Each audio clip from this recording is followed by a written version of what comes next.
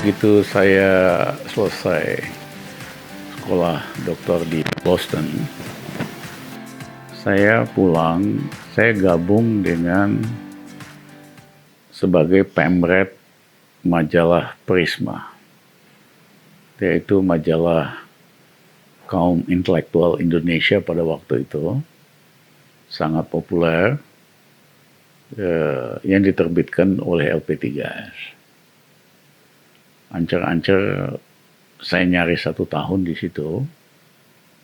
Kemudian saya diajak gabung ke CPAS, yaitu think tank kerjasama antara Harvard, Universitas, dan Departemen Keuangan. Kita melakukan banyak hal, monitoring soal pembangunan, termasuk yang paling penting itu melakukan reformasi dari Bank Rakyat Indonesia unit desa. Dulu itu ada sampai 3.600 unit desa di seluruh Indonesia, zaman Orba, yang tugasnya hanya mendistribusikan kredit BIMAS untuk padi.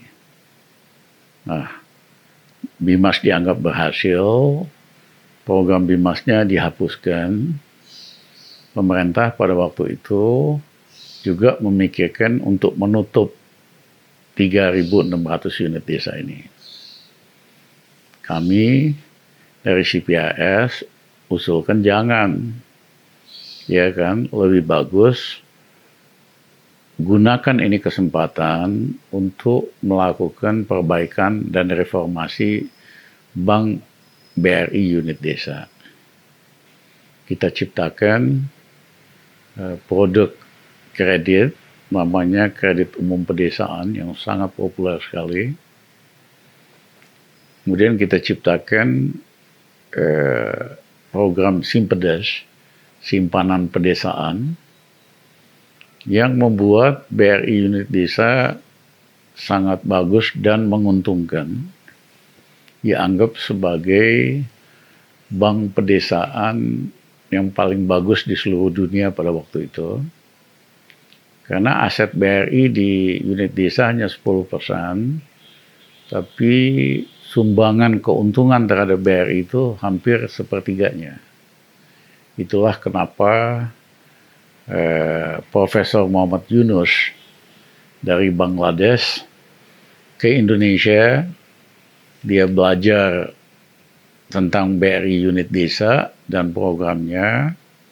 Pulang ke Bangladesh, dia bikin Grameen Bank, yaitu bank yang khusus memberikan pinjaman kepada yang nggak punya tanah. Model bisnisnya dia ambil dari BRI unit desa. Grameen Bank menjadi sangat populer di Bangladesh, ditiru di banyak negara lain di dunia, dan Profesor Yunus pada waktu itu memenangkan hadiah Nobel dalam bidang kemanusiaan. Itulah yang saya kerjakan. Di luar itu saya membantu, dibujukin saya sama satu ketua walhi, Zulkarnain, untuk melakukan studi tentang deforestasi dan kerugian ekonomis dari deforestasi. Jadi kita adakan studi yang pertama kali di Indonesia waktu itu. Kita gunakan teknik bagaimana mengukur rente ekonomi yang merupakan kerugian negara dari eksploitasi dan deforestasi hutan. Saya ingat pada waktu itu beberapa asisten saya, satu itu tokoh Papua, kepala suku, ya, yang kemudian jadi orang berpengaruh lah di Papua dan sebagainya. Dan studi itu sendiri gempar jadi cover story di banyak majalah koran di Indonesia, Tempo dan lain-lain, dan jadi bahan utama referensi dari laporan Bank Dunia tentang sektor kehutanan Indonesia tahun, kalau nggak salah sih tahun 2000-an ya. Nah setelah itu saya dan kawan-kawan putuskan untuk mendirikan Econet, think tank. Nah, biasanya kalau di luar negeri di think tank atau tangki pikir itu banyak banget di berbagai bidang. Di Indonesia nyaris nggak ada pada waktu itu think tank yang fokus tentang ekonomi Indonesia. Ada think tank lain seperti CSIS, kebanyakan mereka fokus dalam politik luar negeri, ASEAN, ada lagi yang lain-lain. Tapi think tank yang betul-betul fokus dalam bidang ekonomi pada waktu itu awal tahun 90 cuman kita lah, dan kita menerbitkan satu namanya Economic Outlook, yaitu laporan dan forecast sekitar 100 halaman lebih tentang tahun-tahun berikutnya di Indonesia, dan kebanyakan ramalannya itu benar, tepat, sehingga dijadikan referensi oleh bank-bank, lembaga keuangan, dan sektor industri untuk jadi referensi dan bahan untuk membuat rencana tahunan mereka. Kemudian kita juga menerbitkan Econet Public Policy Review, yaitu subsidi kita tentang berbagai studi di dalam bidang kebijakan publik dan ekonomi. Dan laporan-laporan dari Econet Public Policy Review biasanya setiap bulan nyaris jadi cover story di berbagai penerbitan di Indonesia, dan pada waktu itu sangat berpengaruh karena nyaris kita tidak ada saingan think tank yang betul-betul fokus menguasai data ekonomi, bikin simulasi dan perkiraan di berbagai sektor.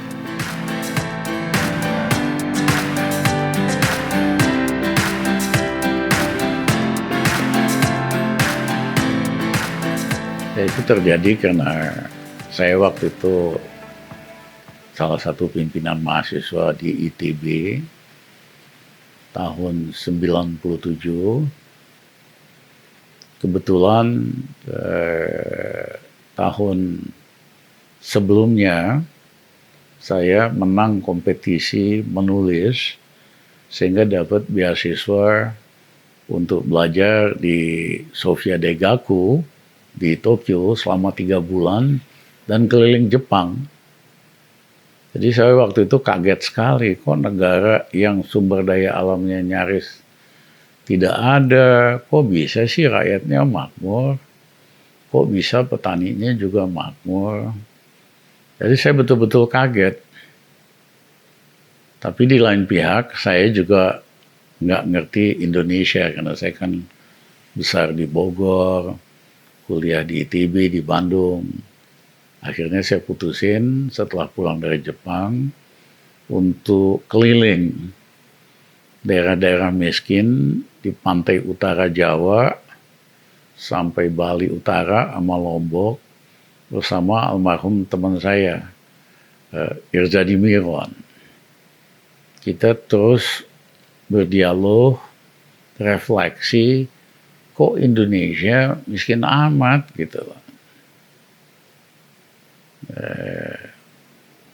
Saya ingat waktu itu kita naik truk, berhenti di Tegal, spontan aja kita ke pantai, ikut sama satu nelayan sama anaknya untuk sore itu berangkat ke Bagan.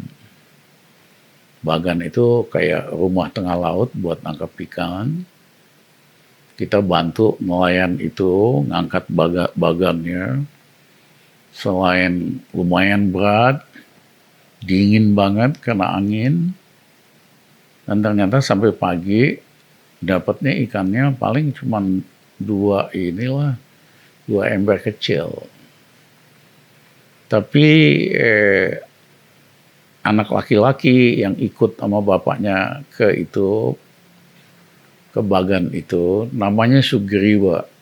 Dia memberikan inspirasi buat saya dan teman saya Adi, karena dia harusnya udah bisa sekolah sampai SMP, tapi dia nggak pernah sekolah SD maupun SMP, karena nelayan itu kan miskin sekali. Orang tuanya nggak bisa bayar uang sekolah. Tapi keinginan Sugriwa untuk sekolah itu besar sekali. Yang kedua, anaknya juga cerdas.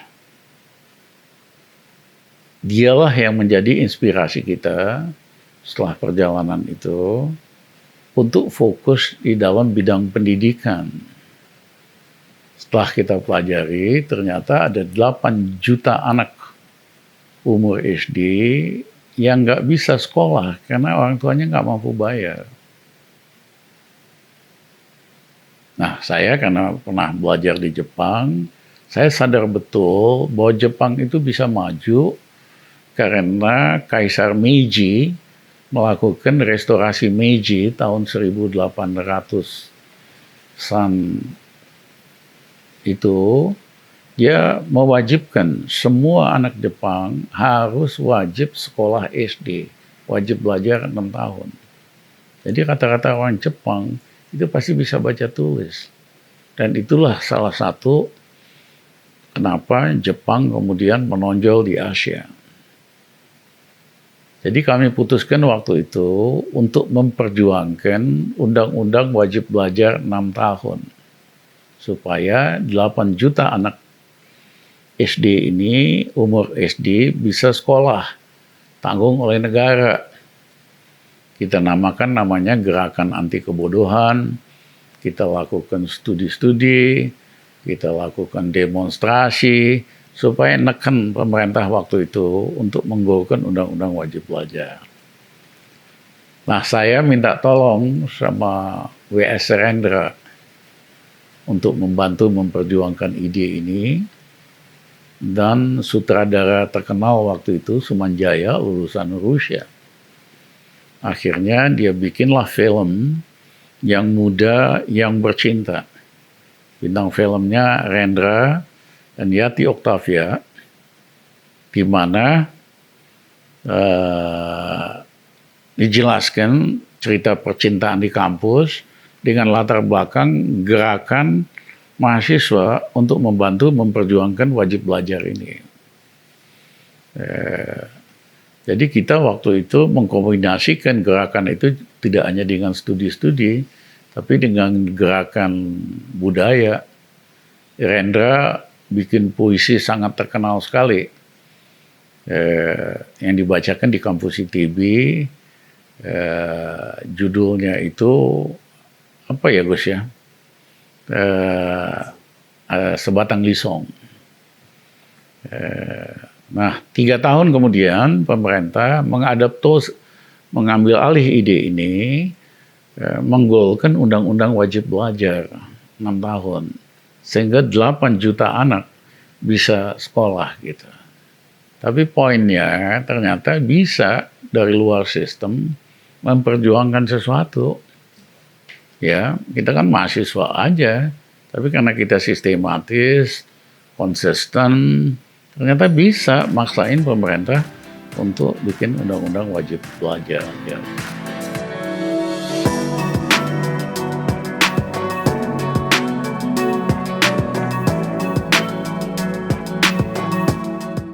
Represif dalam beberapa hal, tapi di dalam beberapa hal yang lain juga selama tidak mengganggu kekuasaannya, dia terbuka terhadap ide-ide. Iya kan? Kalau mengganggu kekuasaannya baru Nah, kemudian setelah itu tahun 78 kami atas permintaan Dewan Mahasiswa ITB bikin buku putih perjuangan mahasiswa sebagai landasan perjuangan mahasiswa agar Indonesia lebih demokratis, agar Indonesia bebas KKN. Nah, buku putih itu sendiri dilarang oleh pemerintah Orde Baru, tetapi di bawah tanah itu diperbanyak lewat mesin fotokopi, dicetak pakai stensil, disebarkan di seluruh Indonesia, dan menjadi sangat terkenal itu buku. Dan kemudian pada 16 Januari 78 kita bikin Dewan Mahasiswa ITB minta supaya Soeharto tidak dipilih lagi jadi presiden pada pemilu tahun 78. Soeharto marah sekali, dikirimlah ribuan tentara untuk menduduki kampus ITB. Belum pernah dalam sejarah Indonesia tentara itu menduduki kampus. Itu juga dilakukan di Jogja, di beberapa kampus yang lain, karena mereka satu garis sama kita.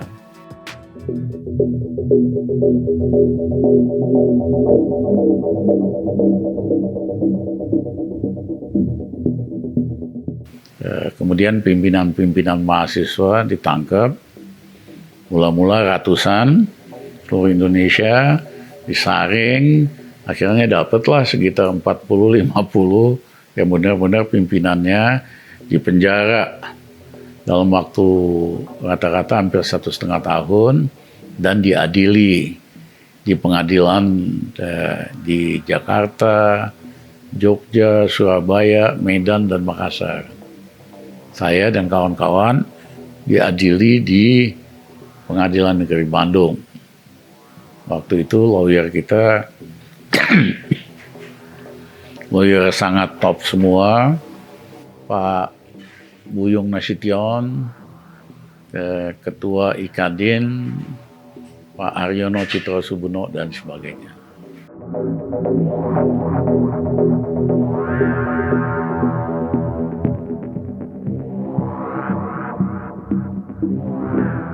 Iya, tapi itu kan gerakannya, gerakan supaya Soeharto nggak kepilih lagi jadi presiden. Tapi waktu di pengadilan, memang tuntutan kita semua fokus di buku putih. Karena di dalam itu ada kritik terhadap sistem otoriter, ada pembahasan tentang Indonesia yang waktu itu udah mulai KKN, dan sebagainya. Nah, buku itu sendiri diterjemahkan oleh Profesor Ben Anderson, profesor di Cornell, ke dalam bahasa Inggris, dan akhirnya diterjemahkan ke 8 bahasa di dunia. Bahasa Jepang, bahasa Rusia, bahasa Belanda, lain-lain. Waktu itu umur saya masih 22 tahun. Udah bikin gempar Indonesia, 22 tahun. Kan Andri setelah menulis buku itu di penjara ya? Di penjara, dan teman-teman kita, generasi saya, nggak boleh jadi pegawai negeri. Ya, ya waktu itulah di blacklist kan. Padahal banyak yang pinter-pinter, yang harusnya bisa jadi dosen di universitas di Indonesia. Itu kan kita nggak boleh jadi pegawai negeri. Jadi generasi saya itu pasti terjun di swasta atau jadi dosen di universitas swasta atau itu di NGO yang besar di Indonesia. Itu pendirinya teman-teman angkatan saya. Misalnya Wahana Lingkungan Hidup, kemudian yang soal hutan, Skepi, Indro Cahyono, ya kan? Karena kita kan nggak bisa ngapa-ngapain. Akhirnya aktif bikin NGO, banyak sekali. Hendardi gabung sama LBH dan sebagainya.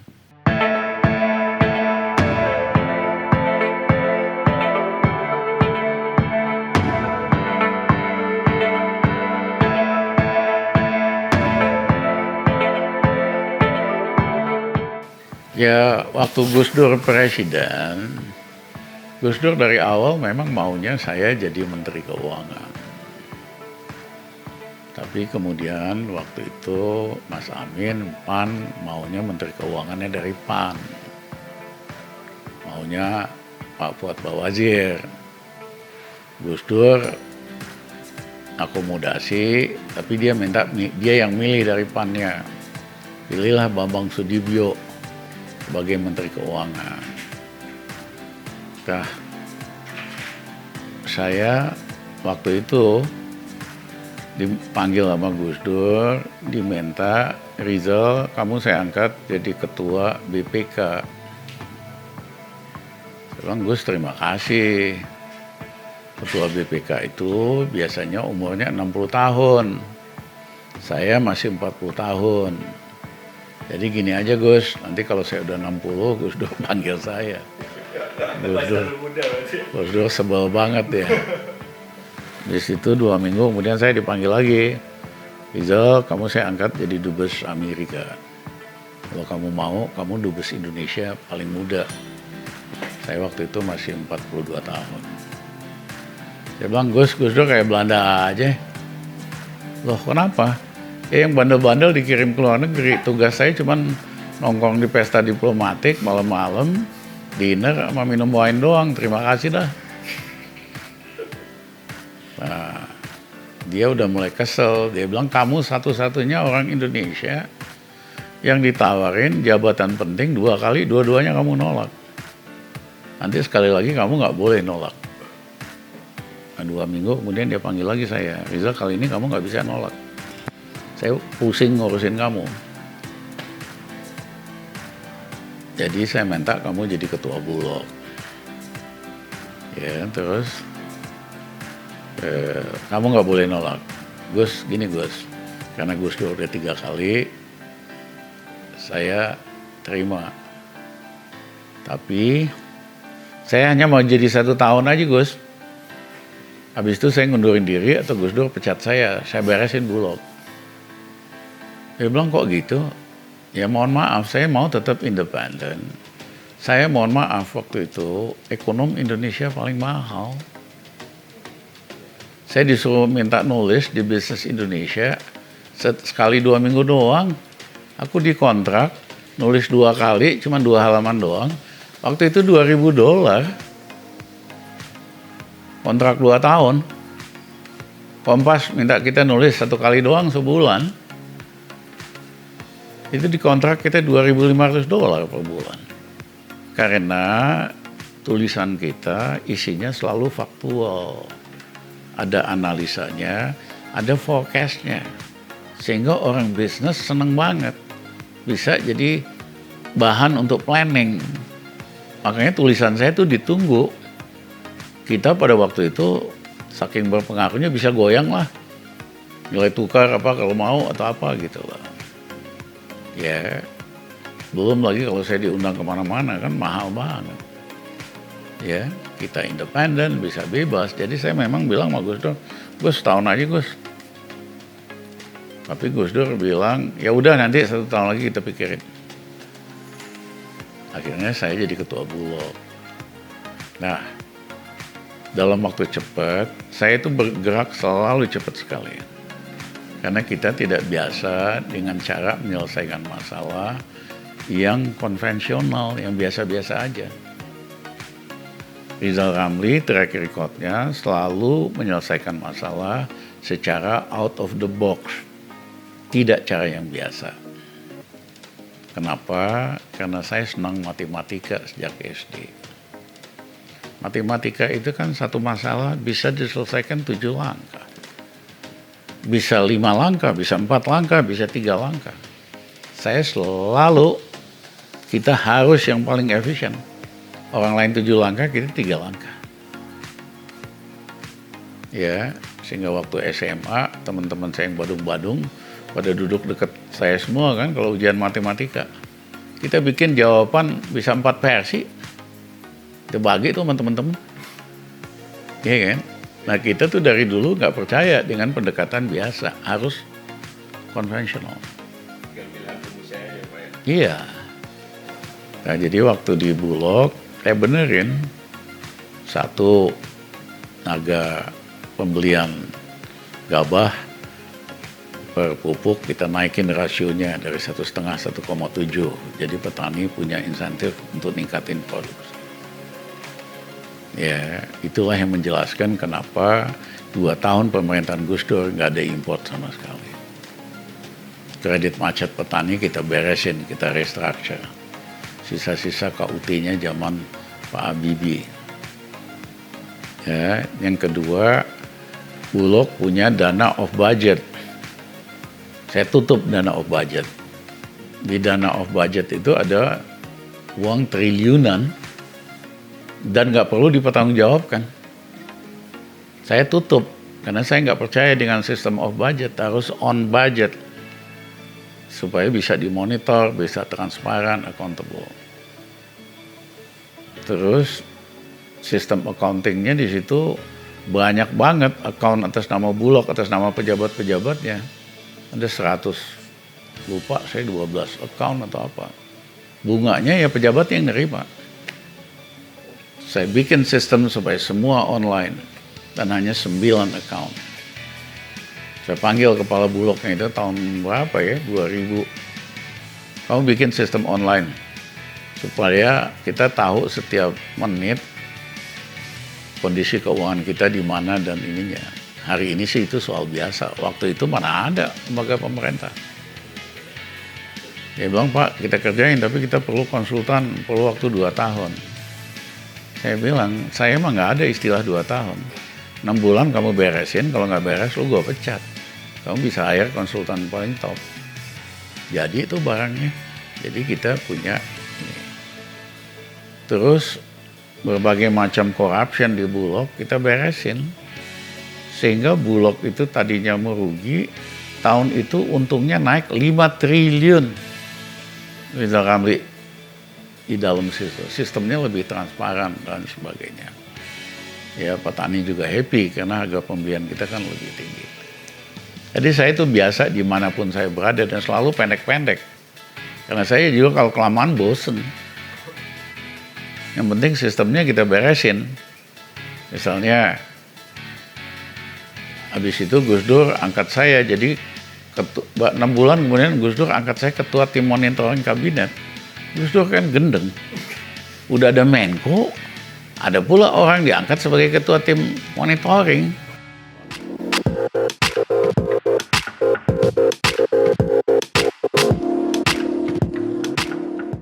Iya, saya kan bukan Menko lah waktu itu, saya namanya ketua tim monitoring.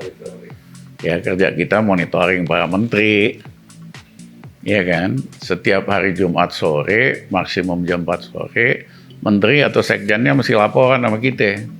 Apa bahan untuk sidang kabinet, apa masalahnya, solusinya. Ya de facto udah kayak Perdana Menteri gitu. Ya, nah, akhirnya berapa bulan kemudian Gus Dur angkat saya jadi Menko dalam bidang ekonomi. Jadi kita beresin semua banyak hal. Mohon maaf, pada waktu itu kita sangat kuasa banget. Karena Gus Dur sama Mega kan percaya 100% sama saya. Gus Dur dia bilang, kamu nggak pernah nyolong, nggak pernah neko-neko, kamu selalu bekerja buat bangsa sama rakyat kita. Jadi terserah kamu lah mau ngapain. Nah kalau saya menyalahgunakan kekuasaan itu untuk memperkaya diri saya sendiri, udah jadi orang super kaya kok hari ini. Tapi aku nggak tega. Karena dari mahasiswa kan kita berjuang buat pemerintah yang bersih KKN, buat governance. Masa kita kuasa kita manfaatin? Nah, tapi aku nggak pakai untuk memperkaya diri.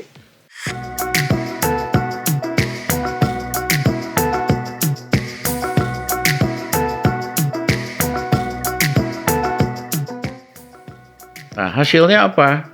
Hasilnya waktu saya masuk, ekonomi minus 3%. 21 bulan kita naikin plus 4,5%, 7,5%. Gaji pegawai negeri, ABRI, sipil kita naikin 125% dalam 21 bulan. Nggak pernah dalam sejarah Indonesia. Jadi begitu gajinya dinaikin, mereka belanjain. Akibatnya sektor retailnya hidup. Iya kan? Dan yang kedua, ekspor kita naikin 2 kali. Ya, yang ketiga, kemiskinan. Kita kurangi 1 tahun 5 juta orang. 2 tahun Gus Dur nyaris 10 juta. 9 juta,7 berapa.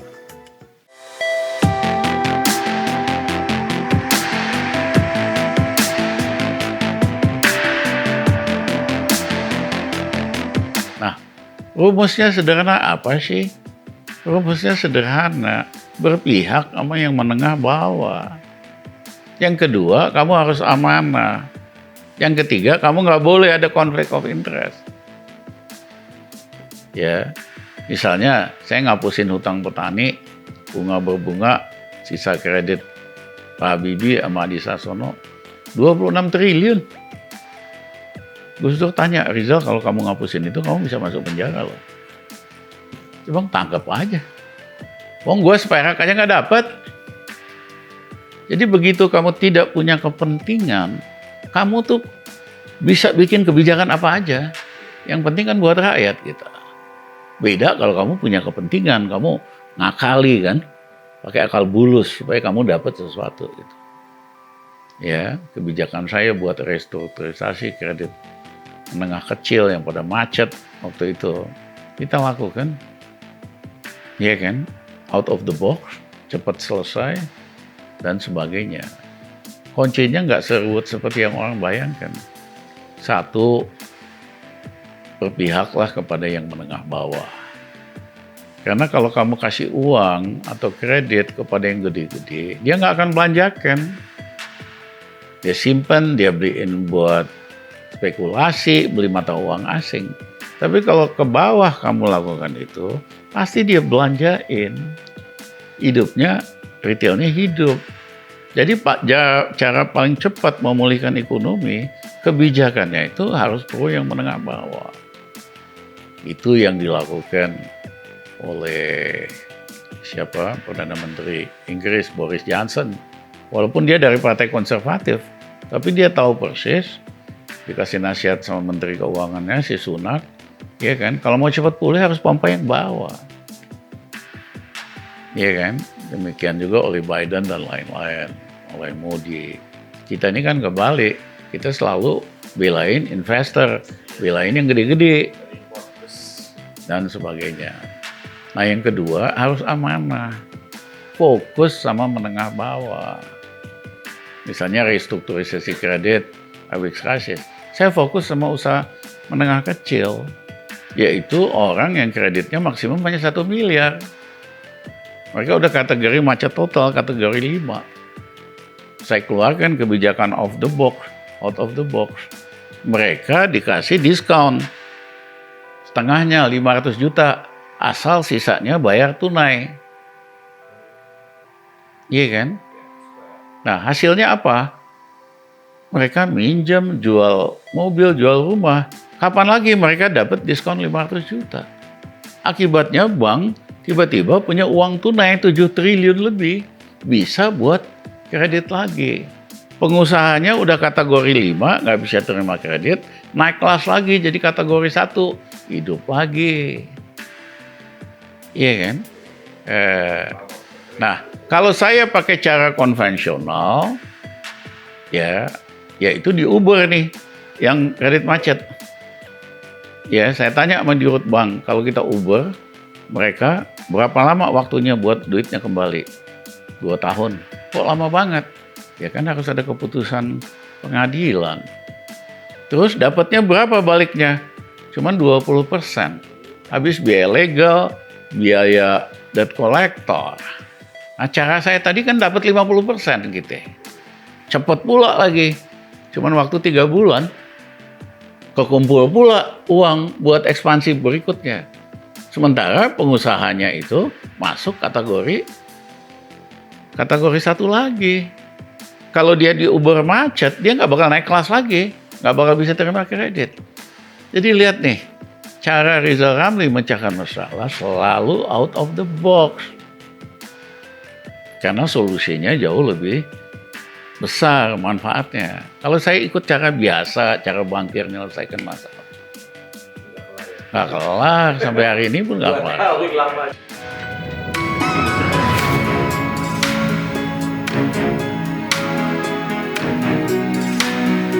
Nah, bisa saya kasih contoh begini. Pada waktu itu harga sawit naik 100% di luar negeri. Pengusaha sawit kan untung dong.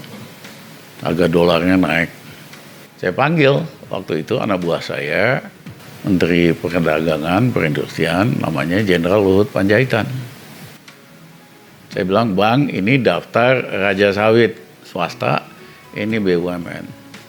Panggil dia, makan siang, kasih pesan saya 3. 1, jangan greedy. Kalian di luar negeri kan udah untung 100%. Masa mau saking greedy-nya mau nyedot pasokan di dalam negeri. Yang kedua, jangan lupa kacang sama kulitnya. Seluruh kebun sawit di Indonesia dulu dibiayai oleh kredit bunga murah Bank Indonesia. Bunganya cuma 2%. Ketiga, kalau dalam 1 bulan harga minyak goreng nggak turun, gua akan periksa semua pajaknya. Dan kalau ada yang nggak beres pajaknya, gua nggak ada ampun. Kalau kalian ketahuan nggak bayar pajak, kalian habis, pasti masuk penjara. Kalian lobby sama saya, supaya saya lobby sama Menko, nggak akan berhasil. Orangnya nggak bisa di lobby ngaco-ngaco gitu. Apa yang terjadi? 1 bulan kemudian harga minyak goreng turun normal lagi. Artinya apa? Kalau begitu menyangkut hajat rakyat banyak, pemerintah berdasarkan Undang-Undang 45 masih tegas keberpihakannya. Beda kalau yang naik itu harga mobil, harga barang elektronik. Itu kan bukan kebutuhan rakyat, silakan aja mau naik berapa aja.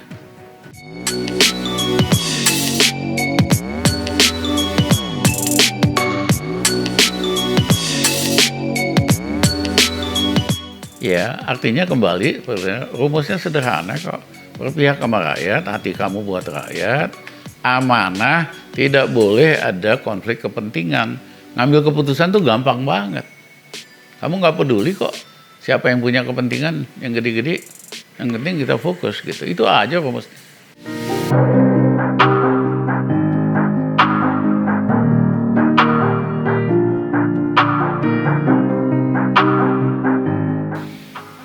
Ya memang saya sama Gus Dur kan udah kenal lama. Sama-sama kita kan posisilah terhadap Orba. Jadi ada ikatan batin. Dan saya beberapa kali muktamar NU diundang. Misalnya di Lombok zaman Soeharto. Kalau muktamar NU ini kan unik.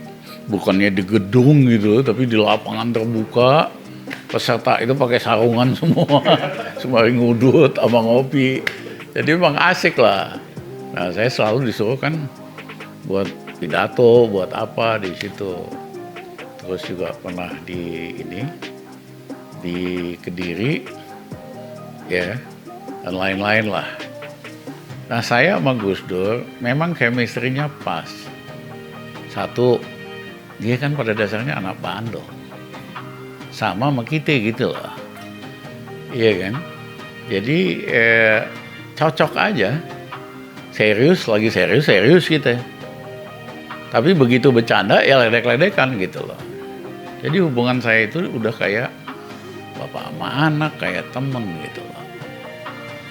Nah, dari awal dia memang kepengen saya jadi Menkyu seperti saya ceritain. Waktu itu yang nentuin kan 4 orang ini, Gus Dur, Amin Rais, Mega, sama Wiranto. Wiranto nulis surat sama Gus Dur supaya saya yang jadi Menteri Keuangan. Pak Mega juga sama. Yang kepengen Mas Rizal itu rakyat Indonesia yang pengen hidup lebih baik. Bukan hanya Jokowi, presiden siapa sih. Lemes kita langsung dia ngomong gitu.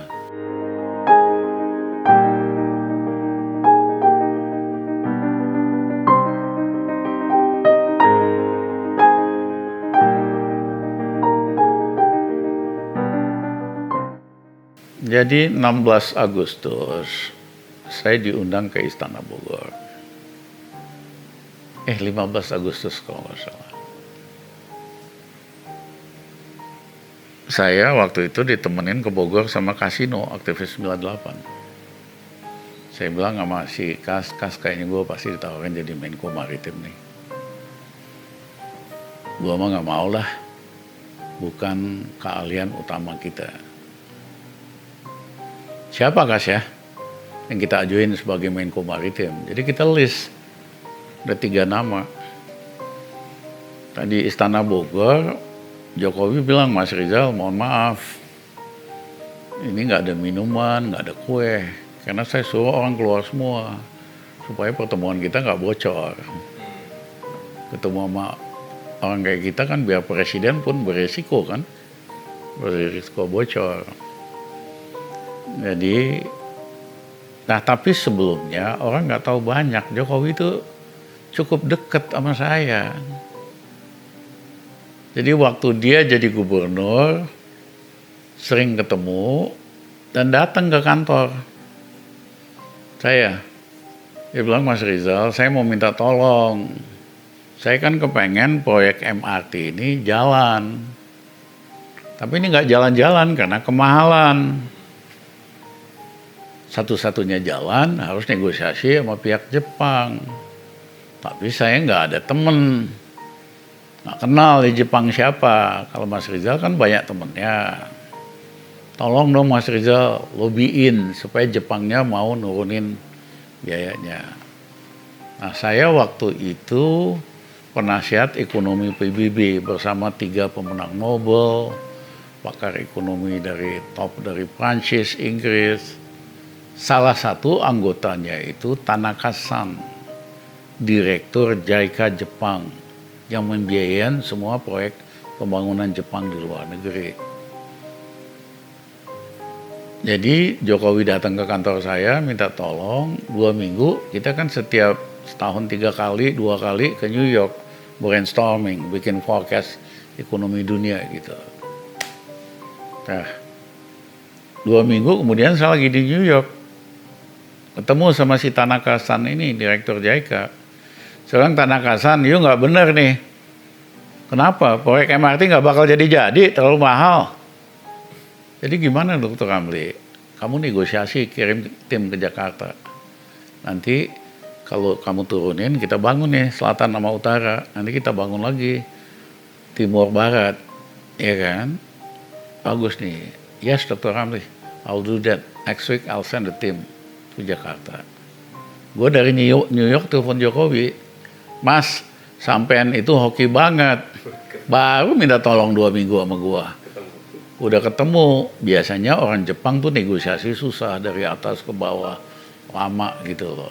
Atas tuh nggak bakal ngambil keputusan sebelum feedback dari bawah. Itu sistem Jepang. Tapi karena Tanaka-sannya percaya kita, langsung dia putusin yes gitu loh. Itulah mulai proyek MRT.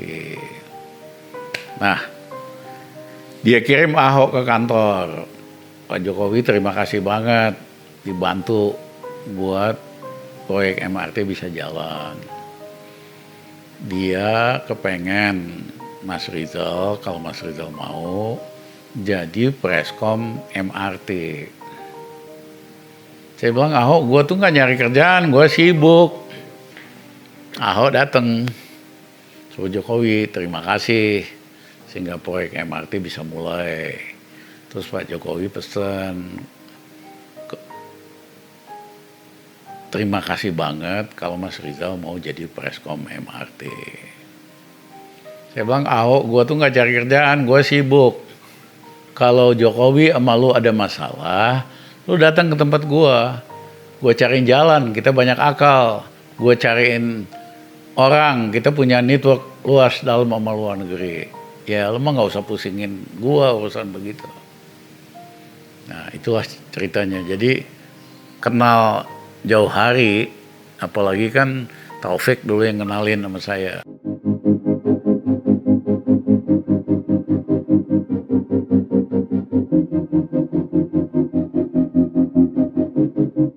Nah, jadi waktu saya dipanggil ke Istana Bogor itu, saya udah tahu saya pasti ditawarin jabatan Menko Maritim.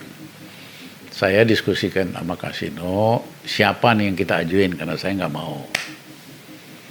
Nah, begitu sampai di situ, Jokowi bilang, Mas Rizal, saya mau minta tolong Mas Rizal. Mas Rizal bantu saya sebagai Menko Maritim. Saya bilang, terima kasih Mas, mohon maaf, saya nggak bersedia karena itu bukan core kompeten saya. Saya itu core kompetensinya makroekonomik, finance, gitu, gini-gini. Nah ini Mas, saya ada daftar nama nih, 3 orang yang saya usulin. Jokowi langsung, enggak, saya nggak tertarik. Ya kan, saya maunya Mas Rizal. Karena Mas Rizal orangnya itu ngerti masalah dan berani. Kalau orang ngerti masalah nggak punya keberanian, nggak terjadi apa-apa. Yang kedua, kalau modal berani doang, nekat doang, ya kacau juga gitu loh. Kalau Mas Rizal tuh ngerti masalah sama apa namanya istilahnya itu berani. Saya bilang, Mas terima kasih, saya nggak tertarik. Udahlah seperti gini aja, saya di luar. Mas ada apa-apa? Ya semua presiden kayak gitu kok sama saya. SBY juga dulu kalau perlu saya telepon. Ya kita kasih advice gratis gitu. Yang kepengen Mas Rizal itu rakyat Indonesia yang pengen hidup lebih baik. Bukan hanya Jokowi, presiden siapa sih. Lemes kita langsung dia ngomong gitu. Akhirnya saya salaman, Mas.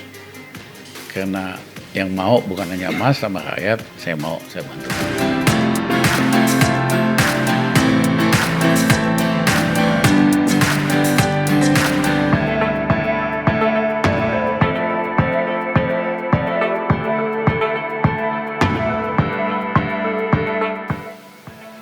Jadi 3 minggu sebelum saya dipanggil ke Istana Bogor, saya diundang Jokowi ke istana. Dia bilang, Mas Rizal, saya minta Mas Rizal evaluasi semua menteri ekonomi saya. Saya bukan pejabat lah, saya orang luar. Kenapa Mas? Enggak, saya pengen dengerin. Mas Rizal kan analisanya objektif. Wah saya nggak mau, nggak enak kita analisa orang-orang. Ah Mas Rizal pasti bisa. Saya pengen dengar analisanya. Jadi kita analisa satu-satu menteri ekonominya plus minusnya apa.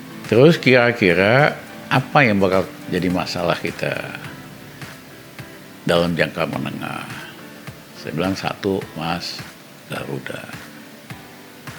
Ya, ini terjadi lagi pembelian pesawat jor-joran. Ini nanti akhirnya Garuda pasti bermasalah dan bangkrut.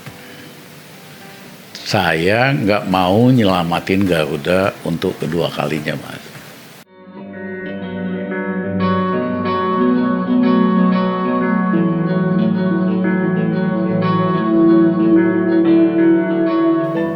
Nah, makanya ketika saya dilantik, ya, waktu itu ada serah jabatan ke Menko Maritim sebelumnya, si Indro Yono, saya langsung umumin, ada 2 hal yang harus diberesin. 1, batalin pembelian ugal-ugalan pesawat Garuda. Kalau enggak, ini pasti masalah di kemudian hari. Bisa bikin bangkrut Garuda. Kaget, Rini Suwandi marah-marah, apalah segala macam. Tapi kalau kamu lihat hari ini kan apa yang kita omongin kan benar semua. Nah yang kedua adalah listrik swasta ini proyek 35.000 megawatt. Karena kalau kita bangun semuanya jadi nggak kepake. Tapi PLN harus bayar 70% dari biayanya. Nah saya udah hitung kalau kita bangun semuanya 35.000 megawatt, PLN nambah kerugian $1,5 miliar, hampir 20 triliun setiap tahun, uang hilang begitu aja. Jadi saya minta supaya dikurangi, nggak usah 35.000, kita bangun 15.000 aja udah bagus kok.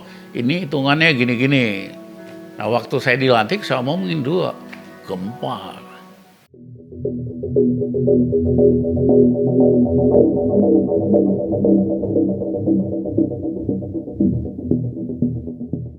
Kalau gue jawab mas sederhana, yang nyelamatin PLN nyaris bangkrut tahun 2000 namanya Rizal Ramli. Waktu itu modal PLN minus 9 triliun. Utangnya 80 miliar dolar. Yang beresin itu Rizal Ramli, kita lakukan revaluasi aset, ya kan? Sehingga PLN asetnya naik dari 50 triliun ke 200 sekian triliun, modalnya naik dari minus 9 triliun ke 104 triliun tanpa suntikan dana segar, rekayasa finansial aja. Yang kedua, gua yang negosiasiin sama kreditor-kreditor PLN, utangnya dari 80 miliar dolar, kita turunin ke 35 miliar dolar. Belum pernah negosiasi utang dengan potongan utang sebesar itu dalam sejarah dunia. Jadi orang suka salah. Saya ngeritik orang tuh bukan orang. Kebijakannya yang ngerugiin negara sama rakyat. Itu aja. Bukan karena orang per orang. Kita nggak tertarik ngomongin orang per orang gitu loh.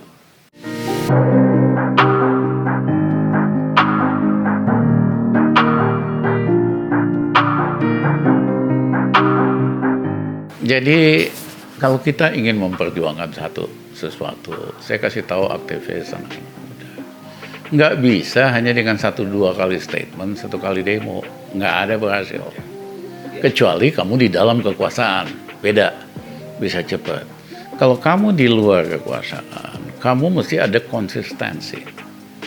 Misalnya, kita waktu itu, saya bersama teman-teman serikat pekerja, buruh memperjuangkan undang-undang BPJS.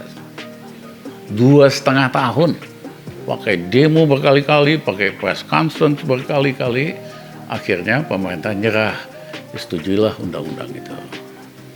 Kemudian saya sebagai ketua Dewan Pembina Parade Nusantara, Asosiasi Kepala Desa seluruh Indonesia, kepala-kepala desa.